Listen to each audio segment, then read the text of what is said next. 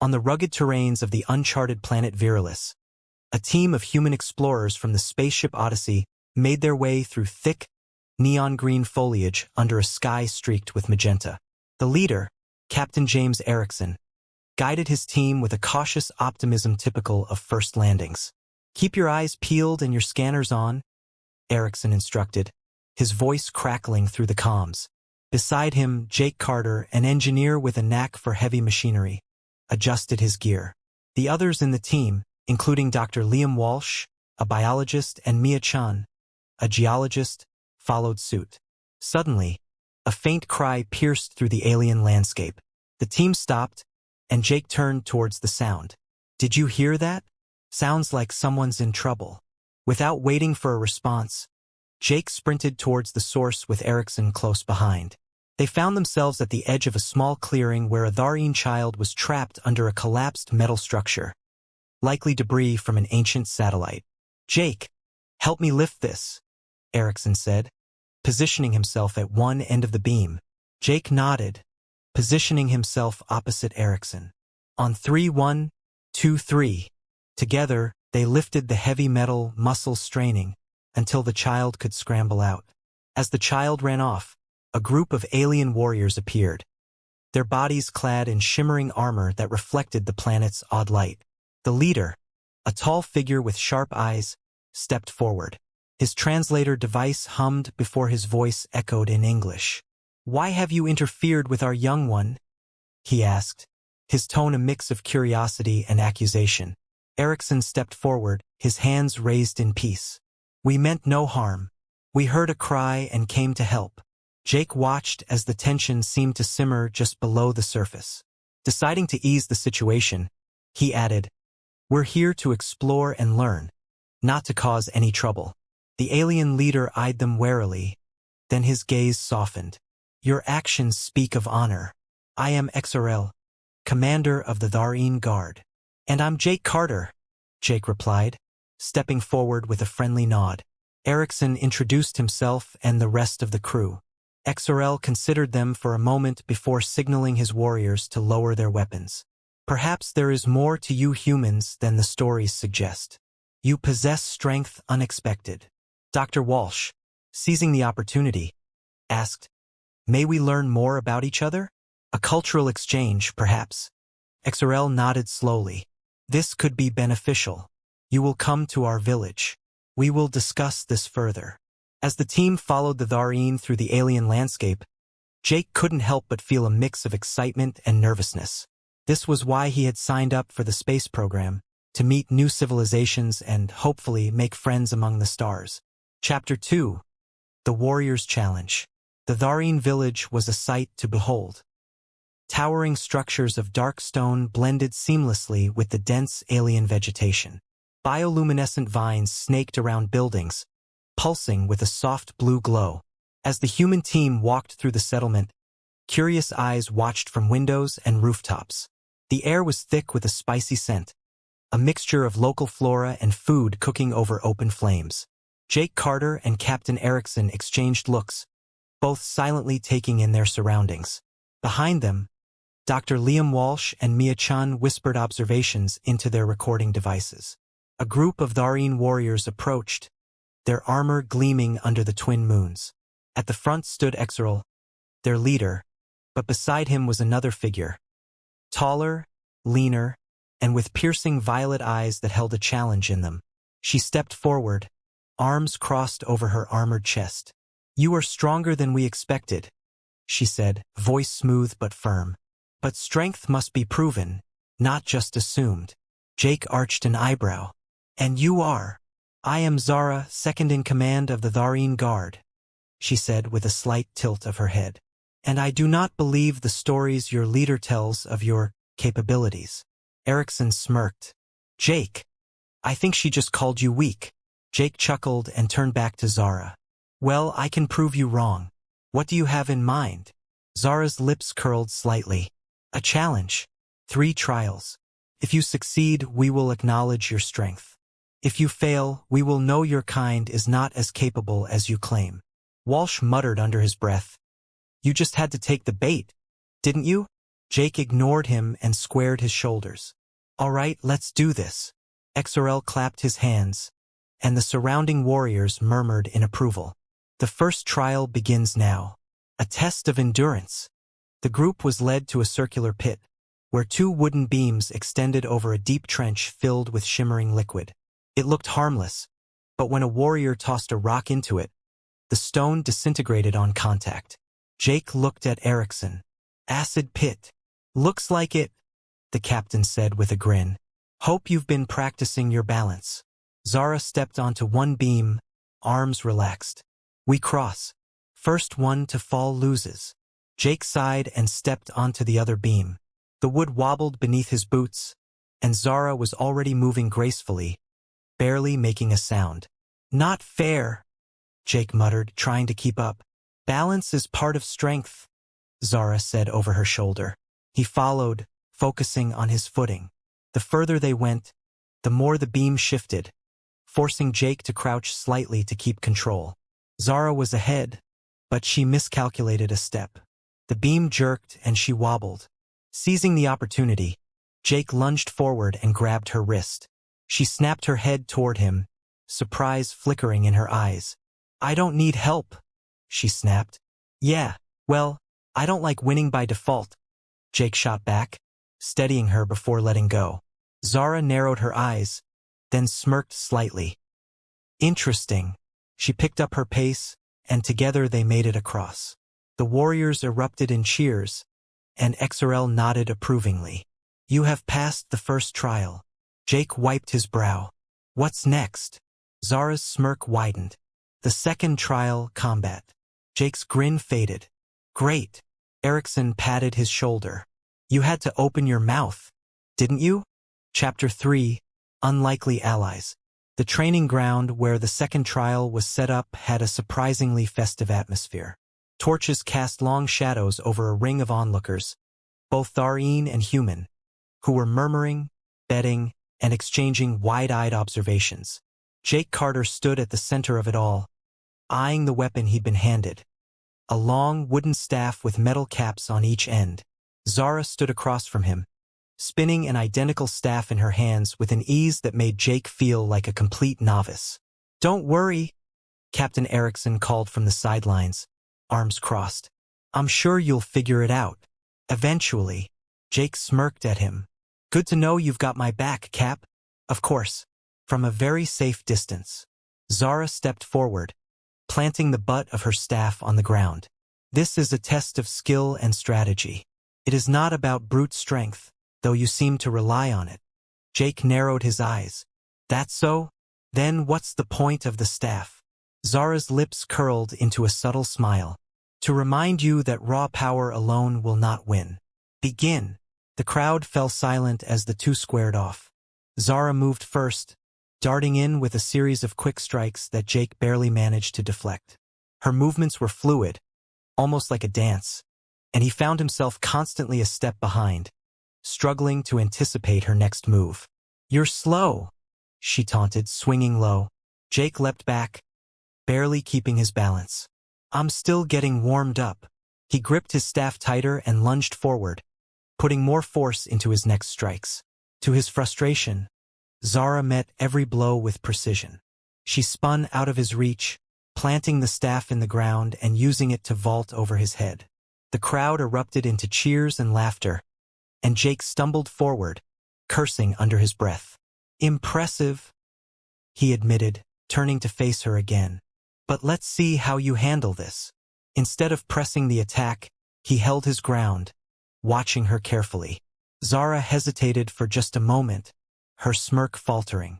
When she lunged again, Jake moved to block but stepped aside at the last moment, letting her momentum carry her forward. He caught her off balance and gave her staff a hard shove with his own, sending it clattering to the ground. The crowd gasped. Zara froze for an instant, then met Jake's gaze. Her violet eyes sparked with something like respect, and she nodded. Well played, she said quietly, reaching down to pick up her weapon. Looks like I'm learning, Jake replied, offering her a small grin. Captain Erickson clapped loudly. Good work, Jake. I was almost worried you'd lose. XRL stepped into the circle, his expression as unreadable as ever. You have completed the second trial. Your actions are not without merit. Thanks, Jake said, though he still wasn't sure if that was a compliment. As the crowd dispersed, Zara walked beside him. You learn quickly, for a human. Not sure if that's a compliment, but I'll take it, Jake said, glancing at her. Where'd you learn to fight like that? Zara tilted her head. From my clan. Fighting is our way of life, our means of survival. We are taught from a young age that strength alone will not protect us. Sounds intense.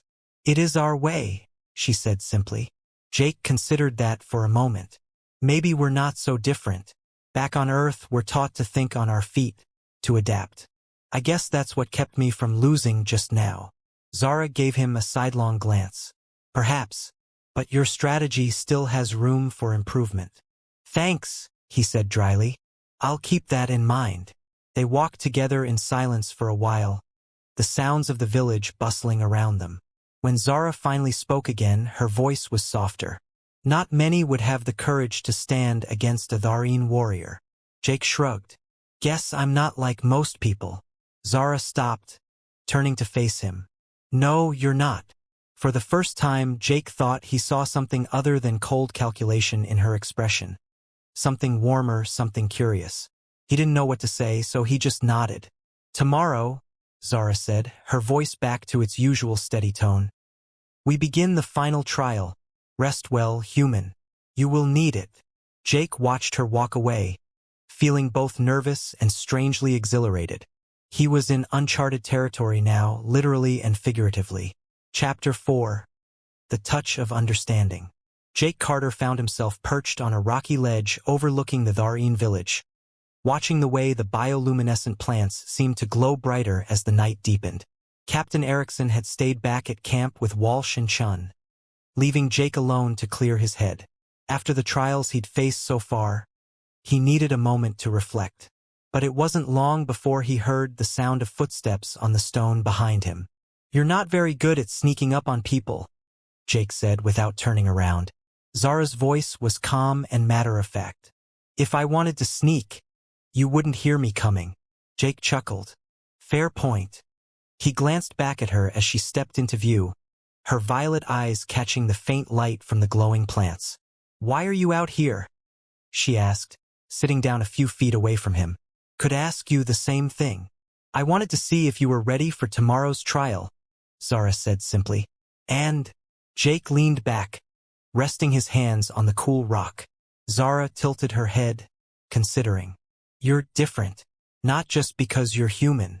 You don't give up easily, but you also don't approach things the way my people do. Jake smirked. I'll take that as a compliment. She didn't respond right away.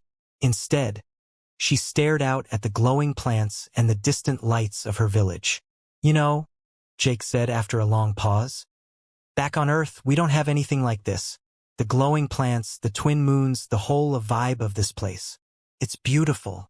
Zara looked at him, her expression softening slightly. You find beauty in strange things. That's what makes them interesting, Jake replied, meeting her gaze. Take you, for example. Zara raised an eyebrow. What about me? Well, at first I just saw this tough warrior who was ready to knock me on my ass. But the more I've gotten to know you... He hesitated, unsure how to phrase it. There's more to you than just fighting. You've got this calm intensity, and you care about your people. It shows. Zara studied him for a moment, her face unreadable. Then, unexpectedly, she leaned closer. You're different too, she said quietly. Most humans I've heard of are reckless, chaotic. You're steady, focused. Jake grinned. Are you trying to say you like me, Zara? She tilted her head. I'm not saying that. But you're not denying it either. Her lips twitched, almost forming a smile. You're strange, human. Strange can be good, Jake said. He held out his hand, palm up. In my culture, when we're starting to trust someone, we shake hands. Like this. Zara looked at his hand, then back at his face. Slowly, she reached out and placed her hand in his. Her fingers were warm, her touch light but deliberate. That's odd, she said, though she didn't pull her hand away. Jake shrugged. It's a way to connect. A small gesture that says, I trust you. Zara let her hand linger for a moment before withdrawing. We have our own ways of expressing trust. Like what? Jake asked, genuinely curious. She hesitated, then reached out, brushing her fingers lightly across his forearm. A touch like this is not done lightly. It's reserved for those we respect, those we believe in. Jake felt a strange warmth at her touch. Well, I'll take that as a good sign. Zara's lips curled into the faintest smile. You should, but don't let it go to your head, human. There's still one trial left. Jake laughed. Right? Better rest up then. They sat in silence for a while longer, the alien night wrapping around them like a blanket. For the first time since he'd arrived on Virilis, Jake felt a sense of calm. And maybe, just maybe, something more. Chapter 5. Forbidden Affection. Jake Carter ran a hand through his hair, feeling the weight of the trial still pressing on his shoulders. Despite the camaraderie that had started to grow between him and Zara, the day's challenge had been grueling, pushing him to his limits both physically and mentally. He sat on the edge of a weathered wooden bench, staring up at the twin moons that hung low in the sky, casting a silvery glow over the Tharine village. The hum of conversation from nearby fires faded into the background as he tried to collect his thoughts. You look like you've been through a war, Captain Erickson said as he approached, hands on his hips. You sure you're not overdoing it out here? Jake shook his head. I'm fine, Cap. Just thinking. Thinking, huh? Never knew that was your strong suit, Erickson teased, but his expression was softer than usual. Funny, Jake replied with a faint grin. It's just, this place, these people. It's not what I expected. Erickson sat down next to him, leaning back and crossing his arms. What did you expect? I don't know. More hostility, I guess. More mistrust. Instead, they're proud, sure, but they're also willing to learn. At least some of them are. Jake paused. Zara, especially. Erickson gave him a sidelong glance. I've noticed you two have been spending a lot of time together. Jake hesitated before answering. Yeah, well, she's not as unapproachable as she seems. Beneath all that armor, she's still an alien? Erickson cut in, his voice neutral but his point clear. Jake exhaled sharply. She's more than that. She's complicated. And I think she sees the same in me. Erickson didn't say anything for a moment, then finally muttered. Just be careful, Jake. I know you've always trusted your gut, but this is a different kind of situation. I know, Jake said quietly, but thanks. As Erickson stood and walked back toward the human camp, Jake caught sight of Zara standing near one of the village's central towers. The bioluminescent vines cast a faint glow over her figure as she watched the horizon. Taking a deep breath, Jake stood and approached her. Couldn't sleep either? He asked as he reached her side. Zara glanced at him and then back at the distance. Tharine warriors don't need as much rest as humans.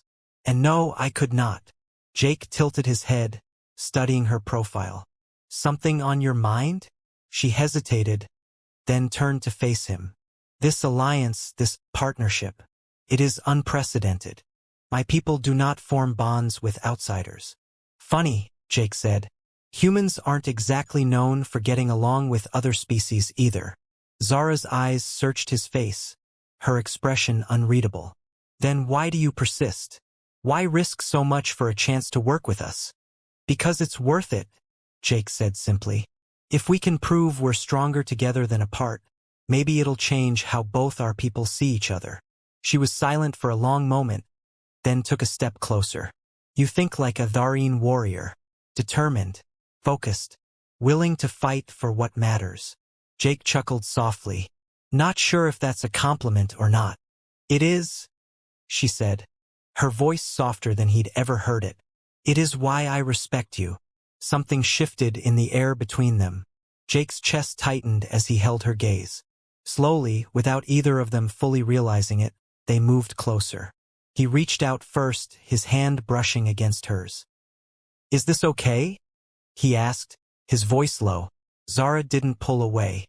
It is not forbidden, but it is not encouraged. Jake's lips curved into a small smile. Story of my life. She looked at him, and for the first time her eyes weren't just calculating. They were searching, vulnerable. Carefully, she placed her hand over his. You make things different. Different how? He asked, his voice barely above a whisper. She hesitated, then said, You make me believe it's possible. To trust, to hope. Jake's heart pounded, but he kept his voice steady. I don't know how this is supposed to go, Zara, but I know I don't want to stop. She stepped even closer, her hand now fully covering his. Neither do I. They stood like that for a long moment, the village lights dimming as the night deepened. In that quiet space, words no longer seemed necessary. Instead, their shared silence spoke volumes, building a connection that went beyond words or boundaries. Chapter 6. A Test of Loyalty. The heavy hum of the alien generator thrummed in the background as Jake Carter and Captain Erickson sat across from each other in the Tharines council chamber. The room, carved into a mountain and illuminated by glowing crystals embedded in the walls, was a stark reminder that they were far from home. Across from them, XRL and Zara stood side by side, their postures rigid, their expressions unreadable. This matter cannot be ignored, XRL began, his voice carrying the weight of authority. The recent attack on the border outpost was not the work of humans, but there are those among my people who will claim otherwise. We're not the enemy, Erickson said firmly. We've been working with you for weeks now. Don't tell me all of that cooperation means nothing. XRL narrowed his eyes. Trust. It goes wrong. You're ready to throw us under the bus. Zara placed a hand on XRL's arm, a silent gesture that seemed to calm the older warrior. She turned to Jake, her voice measured. The accusation has not come from us, but from the elders who oppose this alliance. They will use any opportunity to discredit it. Jake ran a hand through his hair. So what? You want us to just sit here and wait for them to blame us for something we didn't do? No, Zara said. I want you to help us prove them wrong. Erickson folded his arms. How exactly are we supposed to do that? XRL glanced at Zara, then back at the humans. There is a Tharine scout who survived the attack. She claims to have seen the attackers and is willing to speak out. If we can bring her to the council, it may sway the elders. However, the outpost is deep in contested territory, and her safety cannot be guaranteed. Jake met Zara's gaze. You want us to go get her? She nodded. If we retrieve her safely, we can show that you are willing to risk your lives for our people. It would be a powerful statement. Erickson's jaw tightened. And what if it's a trap? What if the elders decide they want us out of the way and send us straight into an ambush? Zara's expression didn't falter. Then I will accompany you. If anything goes wrong, I will vouch for you. Jake stood, his eyes locking onto hers. You're willing to put your neck on the line for us? I believe in this alliance, Zara said quietly. And I believe in you. Erickson let out a low whistle. Well, if you're coming along, I guess that's something. But we're going to need a plan. The journey to the outpost was tense. Jake and Zara took the lead, their footsteps crunching against the rocky terrain as Erickson and the others followed closely behind. The silence was only broken by the occasional crackle of the comms. You're awfully quiet, Jake said to Zara as they navigated a narrow ridge. You worried about what'll happen if we don't pull this off? I am, she admitted, her eyes scanning the horizon. But I am more concerned about what will happen if we do not try. If we allow fear and mistrust to dictate our actions, then this alliance will fail before it truly begins. Jake nodded, his respect for her growing. You're braver than most people I've met. She glanced at him, a faint smile playing at the corners of her lips. And you are more stubborn than most Tharine. When they reached the outpost, it was eerily quiet. The once bustling station was now a husk, charred walls and scattered debris, the only remnants of the recent attack. In the center of it all, a lone figure crouched behind a makeshift barricade. As they approached, she stood, revealing herself to be a young Tharine scout with a deep gash on her arm. Zara stepped forward, speaking in the Tharine tongue to reassure the scout. The young woman nodded, her eyes filled with both relief and fear. She says she will come with us, Zara translated. But we must move quickly. As they began their return trip, the tension only grew. Every shadow seemed to hold potential danger. Every sound put them on edge. When they finally reached the village again, the sight of XRL and the council waiting for them was both a relief and a new source of anxiety. The scout spoke before the elders, recounting her experience and confirming that the attackers were not human. As the council deliberated, Jake, Zara, and Erickson stood together, their fate hanging in the balance.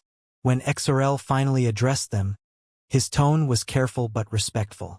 You have proven your intentions, and for now that will be enough. Jake glanced at Zara, who gave him a slight nod. It wasn't a full victory, but it was a step forward. And in that moment they all knew that step mattered. Chapter 7, The Revelation. The main council chamber buzzed with activity. Elders, warriors, and human diplomats filled the room, the tension palpable. Jake Carter leaned against a large, curved table carved from a single piece of obsidian-like rock. Beside him, Captain Erickson crossed his arms, surveying the room with a cautious, calculating look. Across from them stood Zara and XRL, both their expressions as unreadable as ever. Jake exhaled slowly. You'd think saving one of their scouts and proving we're not the bad guys would buy us more goodwill. Erickson gave a wry smile. You're still expecting things to be simple? Haven't you learned by now, Carter? Yeah, Jake muttered. Still, a thank you would be nice. The chamber doors swung open, and all eyes turned as a tall, imposing Tharine elder entered. His name was Luthen, and he commanded respect through his sheer presence. His dark robes billowed slightly as he walked to the center of the chamber, his piercing gaze taking in the humans. Captain Erickson, Engineer Carter, Luthen said, his voice deep and deliberate. You have completed your task. The scout's testimony has been reviewed, and it seems you have done your part to preserve the fragile balance we now find ourselves in. Yet questions remain. Questions like what? Jake asked, straightening up. Luthen's eyes narrowed. Your intentions, your commitment. You have demonstrated strength and skill, but will you stand by us if the road ahead becomes difficult? Jake opened his mouth to reply, but Zara stepped forward. They have already proven their dedication. Words will not change what they have shown through action. Luthen studied her for a moment before nodding. Very well, but I will need more than assurances. We have discovered a problem, one that affects us all. The room fell silent. Erickson raised an eyebrow. What kind of problem? Luthen gestured to a large display panel behind him. The screen flickered to life, revealing a detailed map of Virilis. Several areas glowed in red, their boundaries shifting and pulsing. Unknown forces are disrupting our energy fields, Luthen explained. If we do not address this, our power grids, defenses, and even our food supplies will be at risk. We have attempted to investigate, but every team sent into these zones has failed to return. We believe these disturbances are not natural. Jake exchanged a glance with Erickson.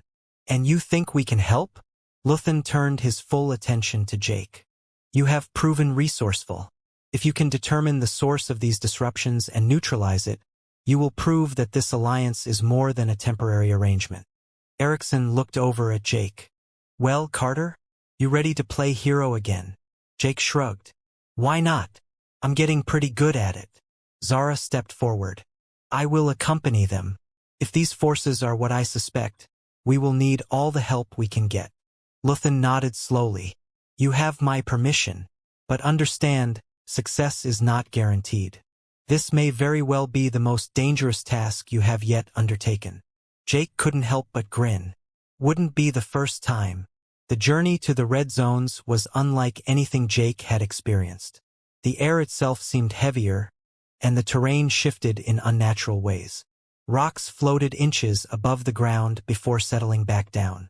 Plants pulsed with a dim, eerie light, and every step felt like walking through a dream that was teetering on the edge of becoming a nightmare. Spooky, Jake muttered, scanning the horizon. Erickson kept his weapon at the ready, his sharp eyes darting from shadow to shadow. Keep your head on straight. We don't know what's waiting for us. Zara, walking slightly ahead, paused and knelt to examine the ground. These patterns, she murmured. They are not random. This is intentional. Jake leaned down beside her. You're saying someone's doing this on purpose? Yes, she said firmly, standing up again. And they are close. The team pressed on, their senses heightened. When they finally reached the center of the disturbance, they found a massive, pulsating structure that seemed to be made of living crystal. The air around it shimmered, and faint, whisper-like sounds echoed from within. What in the hell is that? Jake asked, staring at the structure in awe. Not natural, Zara said, drawing her weapon. Not from this planet. Erickson stepped forward cautiously. Looks like we just found the cause of your problems. As they studied the structure, they began to notice patterns. Symbols etched into the surface, pulsing with faint light. Zara traced one with her fingers, her expression grim. These markings, she said. They're Tharine, but ancient. Older than anything I've seen before. Someone. Her sentence was cut short as the structure suddenly flared with light, and the air was filled with a resonant hum. The team backed away, weapons at the ready. Get ready, Erickson said, his tone calm but firm. This isn't over yet. As the hum grew louder, the light from the structure dimmed, revealing a figure standing at its base. Tall, cloaked in shadow, and clearly not human. Jake's hand tightened on his weapon, his heart racing. Looks like we're about to get some answers, he said, trying to steady his breathing. Zara stepped forward, her voice steady. Who are you?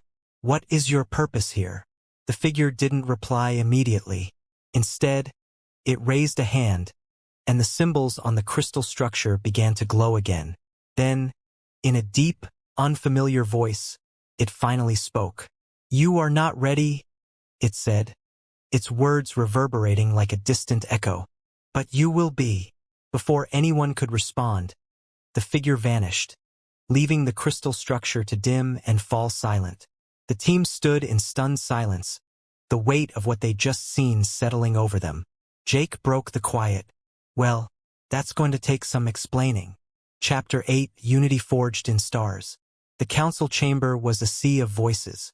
Elders debated, warriors murmured, and human diplomats stood with furrowed brows, attempting to follow the unfolding discussions. Jake Carter leaned against the wall, arms crossed, as Captain Erickson paced nearby. Both had just delivered their report on the mysterious figure at the crystalline structure, a revelation that left more questions than answers.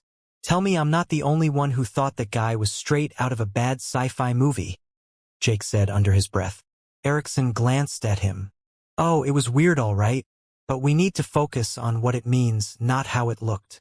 I'm focusing, Jake replied, tapping his foot impatiently. Doesn't mean I can't comment.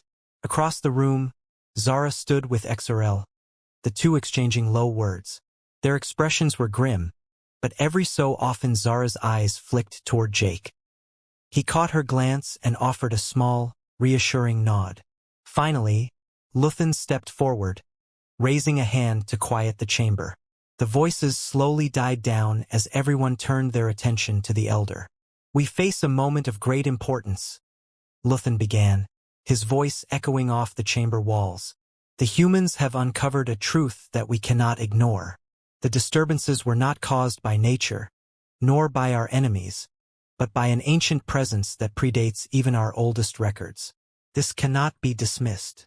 XRL stepped up beside Luthen.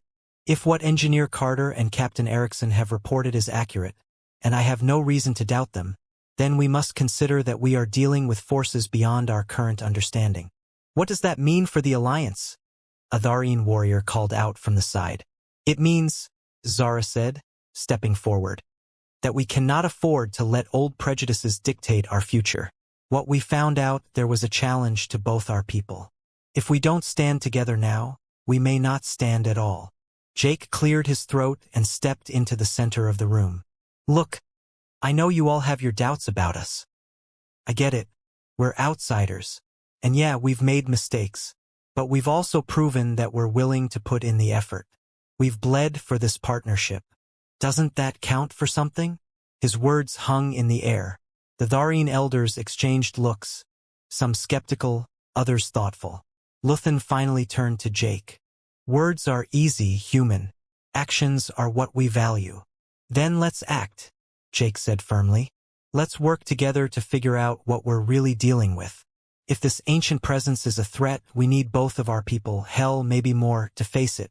But if we let fear and suspicion keep us apart, we'll never know what we're truly capable of. Zara took a step closer to Jake, her voice steady. I stand with him. The humans have shown courage and adaptability. They have earned our trust. XRL nodded. Zara speaks wisely. Perhaps it is time we truly embrace this partnership and see it through. Luthen's gaze lingered on Jake, then shifted to Zara. Finally, he inclined his head. Very well. We will take the next steps together. Humans and Tharine, united in purpose. The room erupted in murmurs again. But this time, the tone was different. There was a tentative hopefulness in the air. Something that hadn't been there before. Jake turned to Erickson, who raised an eyebrow. Nice speech, Erickson said. Let's hope you can back it up. Jake smirked. I'm getting used to pulling miracles out of nowhere. Zara approached him as the crowd began to disperse. You handled that well, she said, her tone lighter than he'd ever heard it. Jake shrugged. Sometimes all it takes is saying what everyone's already thinking. She gave him a rare smile. Still, not many would have the courage to say it aloud. I'm glad you're here, Jake. Jake's smirk softened into something more genuine. Glad you think so. Now let's make sure we don't mess this up. As the chamber emptied, Jake and Zara found themselves standing side by side. The weight of what lay ahead was heavy, but for the first time it didn't feel insurmountable. Together they had faced challenges and doubts, and somehow they had emerged stronger for it. In that moment, as they looked at the stars through the great windows of the council chamber, Jake felt something that couldn't be measured by trials or tests. He felt a connection, a shared understanding that made the long journey worthwhile.